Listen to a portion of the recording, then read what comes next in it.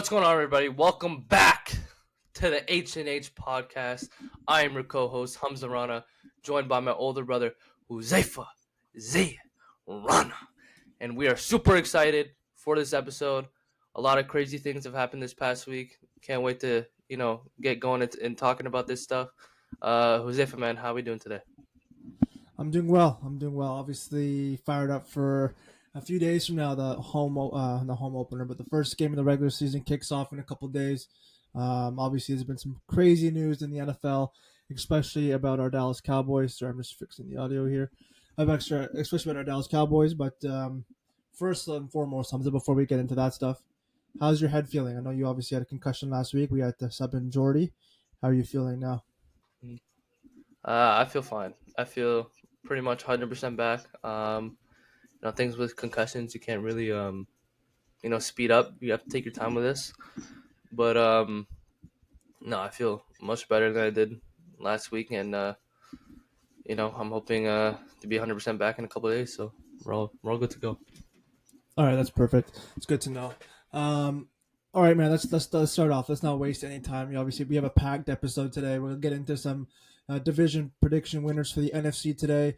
Then we'll get into a QB spotlight for today, and then obviously we'll touch on the couple games for this weekend. Obviously, week 1 kicking off in just a few days from recording, but with the time you're watching this, it will be tonight, Cowboys and Eagles. But Hamza, let's talk about it first. People want to know how we feel about the situation. Micah Parsons, obviously a hot topic in our podcast for quite a while now. He has been officially traded to the Green Bay Packers in exchange for Kenny Clark, a first-round pick next year and a first-round pick the year after. Just what were your initial thoughts on the trade and your overall reactions of how the team's looking now? Like every other Cowboys fan in the world, I was shocked, heartbroken, pissed off, and just didn't know what to think. Yeah. Losing a guy like Micah Parsons, who is a game wrecker, a guy who is one of, if not the best edge rusher in the entire NFL. I'd say I have him in the top 3. I have people like Myles Garrett and TJ Watt and also Micah Parsons. Like, they're all in the same category. And when you lose a guy like that, it's definitely difficult. He's supposed to be the guy. When you think of Dallas Cowboys, you think of Micah Parsons. We love Dak, we love CD, but Micah Parsons was the guy on defense. That's what it was. You can't really give up a guy like that. But after a couple of days, I kind of really thought about it, and then thought about what our team looks like now with also introducing Kenny Clark to the team. It doesn't look as bad as it seems. Like, other fans that aren't the Cowboys, like people who aren't Cowboys fans or who are fans of other teams in the league, will obviously think that our roster sucks because we lose a guy like Micah Parsons, which is like understandably. Not understandably. It's you can understand it. I can understand why you think our team would suck without Micah Parsons, but if you really look into it, see kind of how our team looks like, I'll let you go into deep dive of what our team actually looks like. But yeah, it was frustrating. Plus I was eating food and I was pissed off. My hands were dirty, so I couldn't even scroll. So yeah. Yeah. So obviously it came to a shock. Was not expecting a trade to happen at all. I think we've seen in the past Jerry ends up signing the players, and we've said in this podcast that he ends up signing these guys to extensions regardless of how long they've been holding out. I was at the gym working out, and I got the notification. Didn't think it was real. Then obviously went through Instagram, and I got messages from people who didn't even wish me happy birthday, and they messaged me saying that Micah Parsons got traded. And I knew that obviously was real at that point. Initial reaction was frustration, anger. Felt like the season's over. Like, there's no point even playing anymore. It took away the excitement for week 1 at that moment. But then obviously looking back, people are going to say, with Micah Parsons, now you guys, without Micah Parsons, you're not going to win a Super Bowl. And your chance of winning a Super Bowl are none. And my only rebuttal to that is, when we had Mike on our team, we didn't win a Super Bowl. He was a phenomenal edge rusher in the regular season, but in the playoffs, his production kind of went downhill. I'm not here to hate on Micah Parsons. I'm here just to tell you the fact of what has happened. And at the end of the day, he's moved on to Green Bay. We wish him the best of luck. But with the acquisition of Kenny Clark now, I think truly that interior defensive line core with Kenny Clark and Osa Digizua is really now an above average defensive line core. And then a lot of people who hate on the Cowboys and don't really do their research on the current roster of the Dallas Cowboys, they're not aware of guys like Donovan Ezaraku, a rookie from Boston College who had 15 sacks last year at Boston College. They're not aware of Dante Fowler, who had 12 and a half sacks with Washington last year. They're not aware of Sam Williams, who's coming off an injury, but he is also was a dog at Ole Miss. They're not aware of all these players, DeMarvion Overshown, Marius Luafau. You look around the league, the teams that end up winning games in the playoffs, yes, it helps when they have an elite edge rusher like Micah Parsons on their team, but it's usually a collective front. It's multiple players being able to attack the quarterback, being able to scheme different ways to address the needs of pass rushing, and they're on to do great things. So, yes, losing Micah Parsons is absolutely heartbreaking. But if you look at it as a whole, you now have those two first round draft picks who you can now use to make a trade at the trade deadline, acquire someone potentially to help boost your roster now. And if the Cowboys don't want to do that, then they have those two draft picks to draft. And we're not going to know if this trade is a win or loss for Dallas or Green Bay right now. We will know more to see what Dallas does with those first round picks. Are they going to trade or are they going to acquire? So overall, initial shock, heartbreaking, super upset. But having now a few days to sleep on it still is upsetting. But, we got to move on. We still have a game against the Philadelphia Eagles, which you and I will talk about right now. But overall, I think this gives an opportunity now for the younger guys that people don't know of to now shine and play. And also, I don't know if you heard about this, but there's been some reports that not everyone in the locker room was the biggest of fans of Micah. Obviously, he had, I would say, 90% of the locker room with his side, but people were saying his podcast had created some issues in the locker room. I saw Malik Kirkham make a statement. So it looks like it wasn't an overarching, I'm trying to say this. There wasn't an overarching like support for him in the locker room. There was obviously some people who were against, but at the end of the day, we have to move on now. We'll talk about so Kenny Clark. Hamza, I want to hear what you say about Kenny Clark for the fans who don't know. Talk a little bit about Kenny Clark and what he could potentially bring to our defensive line core. For sure. And one thing, I kind of feel bad for. Actually, I don't think he would care, honestly, because he's on a different team. He doesn't really care what the media thinks about him. But like with Kenny Clark, for example, like people forget actually like how good he is. Kenny Clark is. You can say he's the top 10 defensive tackle in the National Football League. I don't think it's even crazy to say that. I think Kenny Clark was the guy that we needed, but at the wrong price. You know what I mean? Yeah. He is the guy we needed. We needed a run-stopping defensive tackle. We have someone like Osa Digizua who's a bit better of a pass rusher defensive tackle than he is a run stopper. And, Mozzie Smith, we had so much expectations for him coming out the league. Supposed to be that big run-stopping defender, and he hasn't done anything. So this is why you get a guy like Kenny Clark, someone that could stop the run. With Micah Parsons, on the other hand, he was a phenomenal pass rusher, but he wasn't really the greatest run-stopping defensive end. You have you had someone like DeMarcus Lawrence who was able to do that. DeMarcus Lawrence was a very good run-stopping defensive end, and Micah Parsons was the guy to come off the edge and just get to the quarterback. And that was kind of their role. And kind of chipping off after of what you said before with our young guys, Donovan Ezaraku, who had 16 and a half sacks last year in college football. He was first team all NCAA last year, and he had one of the best pressure rates from any edge rusher in college football. Right. And then, like you said before, Dante Fowler, 10 and a half sacks. He was one of their best. He was one of the best commanders. He was one of the best. He was the best edge rusher for the Commanders. He was one of their best front seven players. There you go. Outside of Bobby Wagner and maybe Frankie Louvu, you have, Dante Fowler. Yeah. And then, Sam Williams, Cowboys fans know how good Sam Williams is. It's just unfortunate he hasn't been healthy enough to get on the field. But we know how good Sam Williams is when he's healthy, and then a couple of other guys, Marshawn Nealand and James Houston. But anyways, I think Kenny Clark will be great. I think he will be a good run-stopping defensive tackle like the Cowboys needed, and he fits the scheme well. And hoping that we get good um, blocks, not block. Hopefully, we get good pressure from our edge rushing group, and then Kenny Clark will be the guy to stop the run in the middle. 100%. And the last thing I'll say about the Micah trade is I agree. I wish the return was a little bit more favorable towards Dallas. Obviously, Kenny Clark, like you mentioned, is a great player. The 2 first-round picks are good players as well. If Jerry Jones and the Cowboys decided to trade Micah in the offseason, I think the return would have been a lot greater. We would have gotten maybe another first, a couple seconds, and another prospect. Because like you said, Micah is a generational talent, and he's going to do great things. But the way that the trade kind of happened, the return wasn't too in favor of Dallas, but we'll obviously see how that goes. It's up to Dallas how they want to do it. And this leads me into our next topic because earlier this week, we saw the Dallas Cowboys use that $42 million in cap space to already make a move, and they signed DeRon Bland to a 4-year contract extension, I believe $92 million.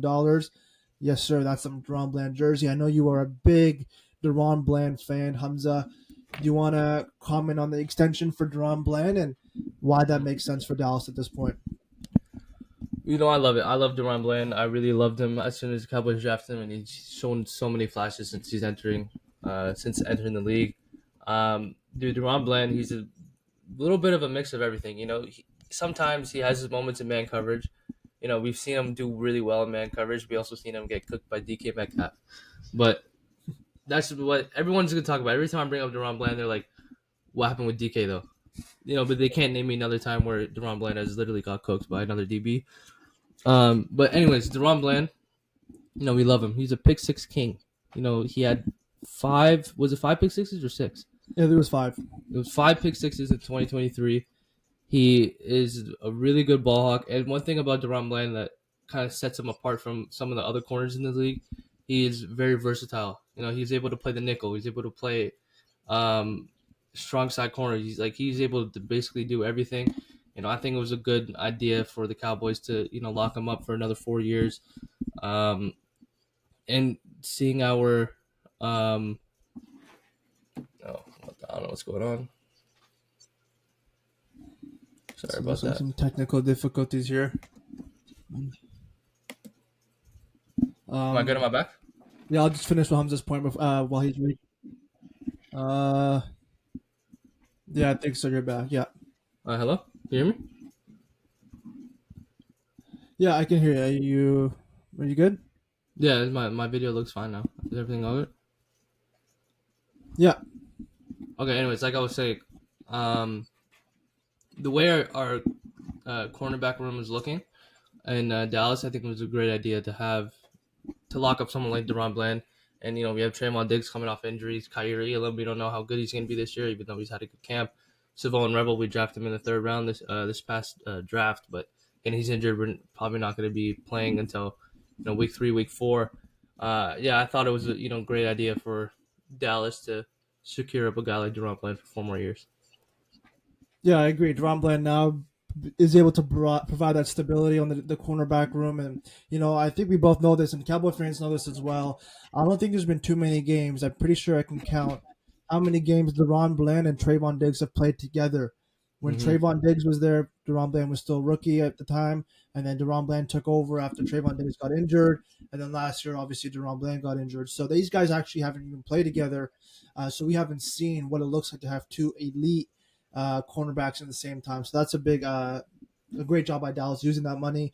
They have, I think, $39 million in cap space, so I do expect us to make some more moves, whether that's extending Tyler Smith, obviously George Pickens as well, but so we talked about Micah. We talked about the DeRon Bland extension. Let's get right into it, Hamza. We have the Philadelphia Eagles against the Dallas Cowboys this Thursday. At the time of you're watching this, it will be later tonight at 8 o'clock. Hamza, man, how fired up are you for this Cowboys-Eagles game to kick off the 2025 regular season? I can't stop thinking about it. I've been waiting for this game since our season ended. I've been waiting for this game since we heard the announcement that Cowboys are playing the Eagles week 1 is to start the NFL season. I think offensively, we are going to be perfectly fine. I'm not worried about our offense at all. With when you have a guy like CD and Pickens, when you have that type of duo on the field, and you have those receivers who are able to make those type of plays, I'm not worried. And Dak Prescott's coming off an injury, but again, he's looking good in camp. I'm really curious to see how our running back committee is going to work. Curious to see like if Javonte Williams gets some majority of the carries, or Miles Sanders, or we'll see a little bit of Jaden Blue. Hopefully, we see him on kickoff, because that'd be really cool to see Jaden Blue and Kevontae Turpin on kickoff. And also, Kevontae Turpin. Offensively, I think we're going to be good. The Eagles, again, defending Super Bowl champs. They're a really good football team. They have the rosters, they have the guys. It's just for me, it's just our defense. Again, we traded Micah. We got Kenny Clark. It's a big test. If the Cowboys are able to compete this game, Cowboys are able to, stand the ground and fight. And I know we'll score points, but just defensively, if we can, out physical the O line for the Philadelphia Eagles, I think it'll be a really fun game to watch, and it's a rivalry game. Hopefully, not hopefully some fights, but I want to see something. Some chippiness. Yeah. Yeah, so I cannot wait for Thursday. I think the fact that it's the Philadelphia Eagles ring ceremony or a banner ceremony, whatever you want to call it, I love that for our Dallas Cowboys. I want them to be able to watch that. I want them to see every second of that ceremony. I want them to be a reminder to them of what our ultimate goals should be. And people tend to forget, and I need people to really understand what I'm about to say right now. Dak Prescott, the quarterback for the Dallas Cowboys, has a 33-8 record against NFC East teams in his career. 33-8. Okay? I understand that. Oh, what does he do in the playoffs, Z? What does he do when it matters the most? I invite every single one of you people saying that about Dak Prescott in the playoffs, take a look at how many yards our defense has allowed those games. Other than the one in San Francisco when Zeke had that funny snap at the end of the game, other than that game, I dare you to look at what our defense has done those games to be able to try to help Dak. There's been none of that. Okay, Dak's had to do it on his own for a large part of this now. He has George Pickens now. As you mentioned, the running game is going to be great. I think people are truly sleeping on the acquisition of George Pickens. I think he and now CeeDee Lamb, opposite side of the field, defenses are not going to be able. We mentioned before our first episode, our first viral clip, you could say, viral. I don't know if it was viral. Our first clip that got a lot of views was the fact that George Pickens and CeeDee Lamb are on the same team now, and defenses are now going to have a difficult time picking one guy to defend. You can't guard them both one-on-one. George Pickens was a great receiver with mid to low quarterbacks in Pittsburgh. Now you add Dak Prescott in his 10th year. I don't know. I'm a big Dak guy. The Dak hate is way too much. I think it's uncalled for. People just hate on him because of the star. I'm expecting big things for Dak, and we'll get into that with the QB spotlight this season as well. So obviously Philly, and one thing I want to mention, you have to give Philly their credit as well. They're Super Bowl champions. Their defensive line is really, really nicely built. Jordan Davis, Nolan Smith, Carter as well, Jalen Carter, Nakobe Dean, Zach Bond. Their front seven is John Campbell as well. Luckiest pick they had all draft. Yeah, the fact that he was able to fall to pick 30. So these guys are a great team. You have to give them their credit, but I also think our offense, they all lost Darius Slay. They lost C.J. Gardner-Johnson. Obviously, they're older players, but we're the cornerstone of that defense. They still have Cooper DeJean. I think it's going to be a great game. It's going to be a lot closer than people think. People now start to think that because Micah's gone, the Cowboys are going 4 and whatever, and we're not going to make the playoffs. People are still sleeping on us, and I like that. I like the low expectations for us because I think we can surprise a lot of people. So that's the Thursday night game. Obviously, we're really excited for that. Hamza, are there any other games this weekend that you're looking forward to? Some games that you have to keep an eye on that you're going to be watching on Sunday or Monday? Yeah, there's a few. I think probably the biggest one is Bills versus Ravens. Rematch from AFC, not AFC Championship game, but from the playoffs from last year. The two MVP candidates, Lamar and Josh Allen. I think it's going to go back and forth. That's a really exciting game. I think the Ravens also defensively, when they added Malachi Starks in the draft, they created a really good secondary. Also bringing in Jair Alexander. They have a really, really, really good defense, and I think the Ravens are going to come out on top of this game, despite Josh Allen, being how good he actually is. Um, I just don't think the Bills are going to be able to respond to the Ravens right now.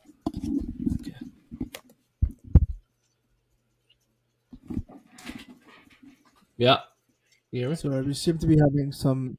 Yeah, I think you're good. Hopefully the connection will be fine. Are you back? Yeah. What was the last thing you heard? Last thing you said was something about the Bills. I said, despite did you hear me say how good Josh Allen was? Yeah. Okay. I just don't think the Bills will be able to handle the Ravens. I think the Ravens have too much firepower. Um, yeah, I have the Ravens winning that game for sure. Yeah, that's a great game. I'm going to highlight two games that I'm really looking forward to this weekend. Number one will be the Monday Night Football game, the Bears and the Vikings. I think it's a great job by the NFL making that a Monday night game. You have Ben Johnson and Caleb Williams, the new offense in Chicago. And then you have J.J. McCarthy, his NFL debut with Justin Jefferson and Adam Thielen, who also just got picked up from them a week ago. Both defenses are hopefully able to improve upon last year, more so the Bears because the Vikings obviously had a great defense, but I think people are sleeping on the Bears a little bit. People will say the Bears are the Bears, but I think Caleb Williams and that Ben Johnson scheme is going to do really, really great things for them. DeAndre Swift, Luther Burden, obviously DJ Moore. I expect a much improved Chicago Bears team this year, and obviously we've said it before in this podcast many times. JJ McCarthy, I'm super high on him just because the talent he has around him. Chicago at Michigan, he wasn't too much of a downfield passer, a lot of play action, a lot of running the ball with that system in Michigan. But when you have a guy like Justin Jefferson on the outside, T.J. Hawkinson, and then the two running back system with Jordan Davis and Aaron Jones, I expect Jordan JJ Mason. McCarthy. Jordan, what did I say? Jordan Davis? They said Jordan Jordan Mason, Davis. sorry. Jordan Mason, excuse me, apologies. And Aaron Jones, that's going to be a big game. I'm looking forward for that one. Also, another one is the Steelers and the Jets. I think Aaron Rodgers is going against the Jets is going to be really cool. Justin Fields going against the Steelers is going to be super cool. I feel like that game should have been. I think it's a 1 o'clock kickoff. That game should have been 4:15, just to kind of have that spotlight of the Aaron Jones, Justin Fields storyline. But that's a game I'm really looking forward to watching as well. Just seems to be having some technical issues here, but get into the next topic, Hamza. If you can hear me here, I'll start it off actually, just so while you Dude, what is reconnect. going on? It's all good. I think it's fine. It's just a little. It's fine. I wouldn't worry too much. So last week with Jordy, we did the AFC division standing predictions. Today we're gonna do the NFC. And Hamza, I'll let you go first here. We'll start off in the NFC North between the Chicago Bears, Green Bay Packers, Minnesota Vikings, and the Detroit Lions. Hamza, rank 1 to 4 your division prediction for that standing. Okay, so number one, unfortunately, I'm gonna have to go with the Green Bay Packers. At number two, I think the Lions are gonna be right. There's gonna be neck and neck between Detroit and Green Bay. Actually, I think it's gonna be a three-way race. It's gonna be all neck and neck between Green Bay, Detroit, and Minnesota. I have Green Bay first, Detroit, then the Lions, and then the Bears coming in last. Unfortunately, even though the Bears got better, that division is really stacked. So Okay, I respect that. For me, I'm gonna have to go. I still think, man, I don't want to pick Green Bay. I do not want to pick Green Bay. People now the Super Bowl favorites after getting Micah, like that's great. People got to calm down about that. But you know what? I won't let my emotions get the best of me. I'll go Green Bay. I'm gonna go with Minnesota, Detroit, Chicago. I think Detroit takes a step down without Ben Johnson. I honestly, people think I might be going crazy on Ben Johnson, but he did a lot of great things for Detroit's offense last year. And I do think that Minnesota is going to have a really good year defensively as well, and JJ McCarthy. So it'll be neck and neck, though. That might be like a game difference between those two teams. So I'm going to go with Green Bay, Minnesota, Detroit, and Chicago. Although I said Chicago is going to have a good year, but for the points that you said, the division's really stacked. So that's my. Yeah, Okay, am we'll I move still on to lagging for the you? Am I NFC looking fine? South. I'll start off on this one. You're looking. It's a little choppy up and down, but it's not too bad. Am I choppy on your end for you? No, you look perfectly fine to me. It's just my end. It's like really bad. Yeah, no, I think it's fine. It'll be fine. Okay, so NFC South. NFC South. I'll go first. I'm gonna go Tampa Bay Buccaneers number 1. I'm gonna go with the Atlanta Falcons at number 2. I'm gonna go with the Carolina Panthers at number 3.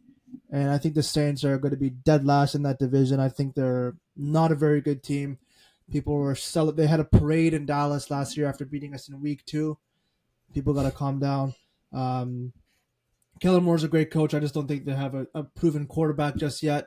And offensively, other than Chris Olave, like who do they have? Kamara and Like maybe Shaheed. Rashid and Kamara. That's it. That's pretty much it. And I think Bryce Young had a really good end of the year last year. I think they're going to take a big step this year. So last one would be Tampa, Atlanta, Carolina, and then New Orleans. Nice. Okay, I'm gonna go with Tampa to win the division. I'm gonna go Carolina second. Okay. I'm gonna go Atlanta. Then I'm gonna go New Orleans again. Like going off what you said, New Orleans doesn't. They don't like. They could actually be the worst team on paper. I'm not even joking. Their team is not looking good at all. Arch Manning's future New Orleans Saints, I think. No, Arch Manning should not declare. You know, we'll get to that later on. Yeah. But he shouldn't declare. But anyways, yeah, I think Carolina's going to surprise a lot of people this year. I think Tedero McMillan is going to be great. I think Chuba Hubbard is going to be good as well again. And then they also got another running back, Travis Etienne's brother. Yeah. I'm curious to see how he plays with even. They also brought in Rico Dowdle. They have Jonathan Brooks. Wow, they actually were, what the hell? They have really stacked running back. Yeah, they're good. They're going to be good. And they're young as well, so they'll be good. They're really young. And also their defense with J.C. Horn. And they also, who else did they draft? They drafted Nick Scoren and Princely Umalanium, 2 edge rushers. And yeah, you know, I'm really curious to see how the Panthers are going to do, and I think they're going to do well. Perfect. Okay, why don't you kick it off with the NFC West? NFC West. NFC West. Okay. So I know previously, I think it was our first episode when we were talking about this. Can you hear me all good? Am I like still choppy? No, I hear you great. Okay.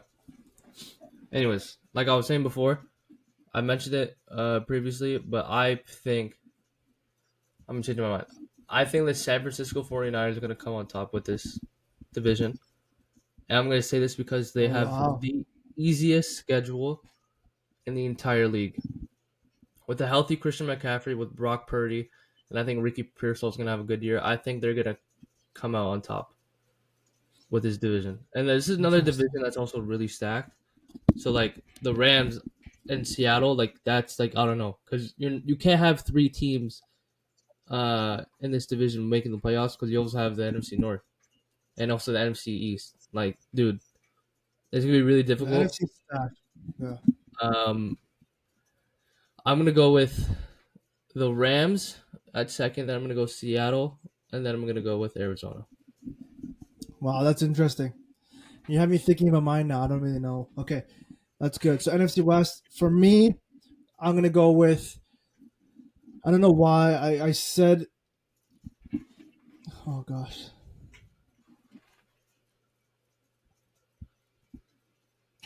You know what? I'm gonna go with my gut here. I'm gonna go Seattle Seahawks number 1. I'm gonna go with the Rams at number 2. I'm gonna go San Francisco number 3, and then Arizona at number 4.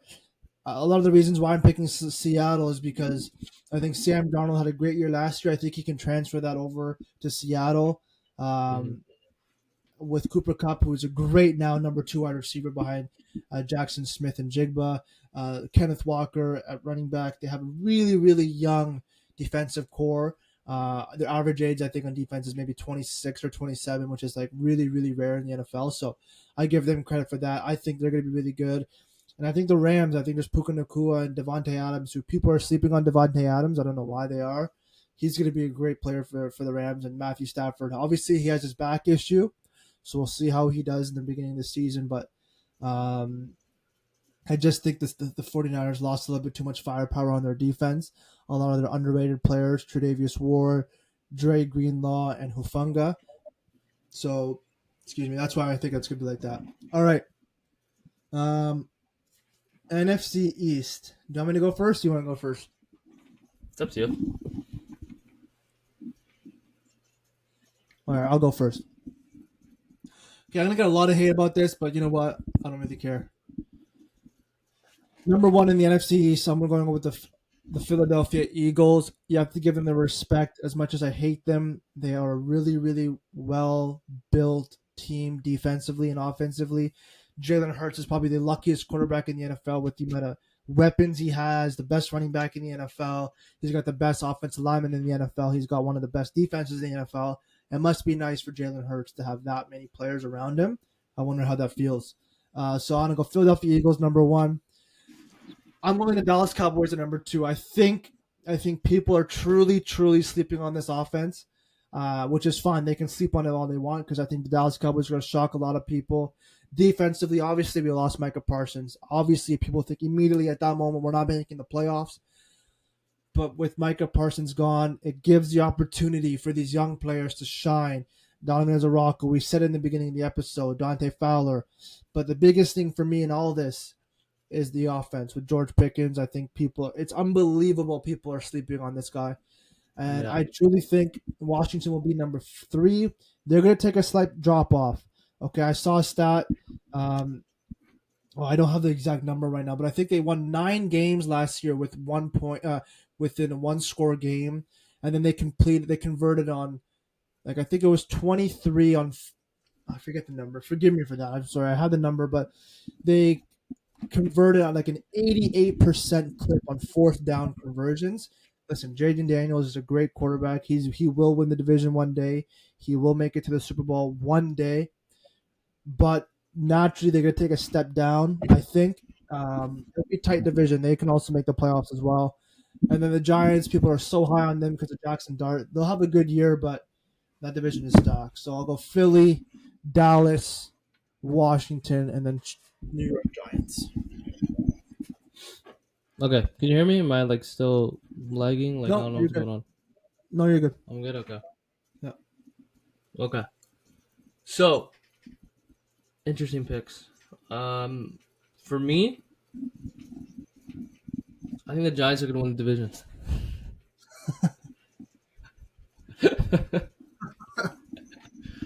I think the New York Giants are going to win the division because of Jackson Dart. No, I'm joking. Obviously. Okay, let's be serious. I think I'm going to agree with you. I'm pretty much going to go the exact same. I'm going to go Philly in 1. I think they're going to win a division. I think they're going to go number 1 in the NFC. Yeah.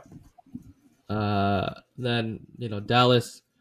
Yeah, I don't know why, but everyone's sleeping on Dallas so hard this year. Even when we had Micah, they were still sleeping on Dallas heavily. Now they don't even think we're anything without Micah. So, honestly, as a fan, it actually makes me kind of feel better because there's always so much high expectations for Dallas every single season.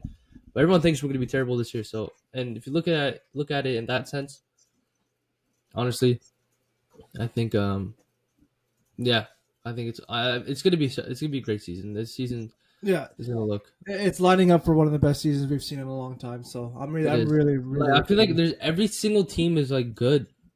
I know. There's only a couple teams that like are not good, but I feel like every single team is like good. No, it's gonna be crazy. I can't wait. Dallas, and then we'll go Washington 3. I still think it's gonna be so difficult because is the NFC North gonna be the teams with 3 teams that are gonna make the playoffs? Is it going to be the NFC East that are going to have the 3 teams that are going to make the playoffs? Is it going to be the NFC West that are going to have the 3 teams that are going to make the playoffs? Like, dude, I don't know, man. I don't know. This is going to be difficult. They need a play-in tournament. Okay. Play-in tournament. Okay. Let's go into one of our final segments of the episode. We went over obviously everything we covered with the division prediction winners. Let's go into the QB spotlight, and today we decided we'll do a joint QB spotlight for this episode. And we mentioned his name earlier in the episode. People hate on him. People sleep on him a lot. Dak Prescott is our QB spotlight here for today. I'm going to go off his stats from 2023 because last year he only played 8 games. And obviously injuries are a big part of his story, right? He hasn't been healthy a lot, too many times. 2024, he played 8 games. Obviously, 2023, he played 17. And then 2022, he played 12. And then so every other year, he's had a significant drop-off in games. So hopefully this year, he's healthy and plays the whole year. But in 2023, Dak Prescott was an MVP candidate, one of the best quarterbacks in the National Football League. He threw for over 4,500 yards. He had 36 touchdowns with only 9 interceptions and a QBR of 73.4. So, Hamza, I'll let you go first. Based off those numbers, over, under from those stats this year. I'm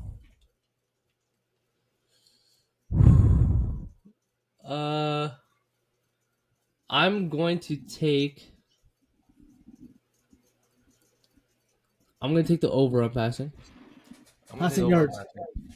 I'm going to take the over on 4,500. Oh, wow. Okay. Okay. Again, this might just be biased, and I don't care. I am biased towards Dallas Cowboys, so that means I'm biased towards you're allowed to be. Exactly. So, I'm going to go over the passing yards. He had 36 touchdowns last year, 2 years ago. Yeah. I'm also going to take the over. Oh, my goodness. Okay. Oh, my goodness. I'm also going to take the over. All right. And then how many interceptions did he have that year? Yeah, like 9? 9. You know what? I'm going to take the over on that too. I think he's going to have like 12 interceptions. Okay, good. I like that. I think he's going to go a little bit over the interceptions, but he will go over passing and we'll go over touchdowns. And then QBR, like, I don't know. I guess we'll go over. Yeah, that's fair. Okay, for me, just because 4,500 is a lot, I'm gonna go slightly under on the yardage. I will go over with the touchdown passes. I think because of George Pickens, like I mentioned, that red zone threat, and also a very, very sleeper wide receiver for the Dallas Cowboys that I think Dak Prescott is going to use a lot is Kevontae Turpin. We've seen in training camp he's getting a lot of reps in the slot.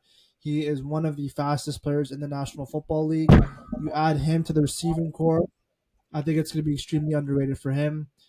So I'm going to go over with the touchdown passes. I'll go over with the interceptions. So it'll be like a similar 12-year interception. And QBR, I'll go over as well. So overall, I'm expecting a big year for the Dallas Cowboys and Dak Prescott. And we're really, really excited for this season. Yeah, man, it's honestly super exciting. I honestly can't even put it into words how excited I am. And hopefully Cowboy fans are excited. And all NFL fans. It unites a lot of people. And we're really looking forward to it. Sure. Yeah. Hamza, do you want any final words before we end this episode? A great episode here. My laptop is close to unfortunately dying. So any final words here? My last thing I'll say is that Garrett Nussmeier will win the Heisman this year. Yes, I agree. Garrett Nussmeier will win the Heisman this year. LSU is going to win the national championship this year, and LSU will win the SEC this year. Let's go Tigers. I love that. Let's go LSU. I love that. And next week's episode will be a really great episode. We're gonna go over obviously the games that we talked about today. Obviously, talk about the Cowboys game, and then also we'll have a little more of a deep dive into the NCAA and Garrett Nussmeier and LSU and all of the NFL. Can we just talk about one thing really super quickly? It depends if my laptop's about to die, so it has to be. I'm at 4% here, so. Okay, so take 2 seconds. Can we just talk about how Alabama got steamrolled by Florida State? Yeah, Tommy Castellanos, he is underrated. That's crazy. Like he had a great game. Florida State might be a sleeper team in the ACC this year. Yeah, that's embarrassing, Alabama. Whatever Be happened? better. I thought Alabama used to be intimidating. Alabama used to be scary. Now they're who knows, man. They're not LSU though. All right, Anyways. Hamza, you want to take it home for us, Hamza? Just take it home for us. Am I lagging or am I still like perfectly fine? No, it's fine. Just take it home. You do it. I think I do it right now. Okay, Hamza. All right, guys. Sorry for the technical issues. We apologize on that, but thank you guys so much for watching all this way. We ask that you please like, comment, and subscribe on our YouTube and our Instagram. We appreciate the support truly. We ask that you continue to share, and please don't forget to click that subscribe button. Thank you guys so much for watching, and we ask that you have a great day and happy Week 1 of the National Football League, everyone. Have a good one.